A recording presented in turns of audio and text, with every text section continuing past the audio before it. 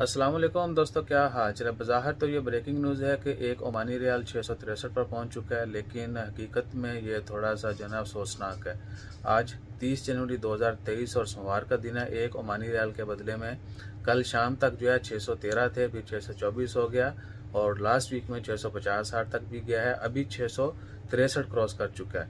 मैं आपको बैंक मस्कत का जो मैसेज आया, हो सकता है आप लोगों ने भी रिसीव किया हो, या फिर लॉगिन करके एप्लीकेशन के ऊपर भी दिखा देता हूँ ताकि आपको तसल्ली हो जाए। क्योंकि लास्ट वीक क्या हुआ था, लोगों ने कहा, जब मैंने शेयर किया था कि 649 हो चुका है और बैंक मस्कत के एप्लीकेशन का स्क्रीनशॉट भी शेयर किया, तो जो सियाने थे वो समझ गए। लेकिन बाद में जिन्होंने तखीर से वीडियो देखी, जब रेट में यानी कमी पेशी हो रही थी, उन्होंने बोला पाया है कि ये ठीक है ना। तो आपकी तसल्ली के लिए मैंने अभी एप्लीकेशन लॉगिन करके भी आपको दिखानी है और बैंक मस्कत का मैसेज भी दिखाना है।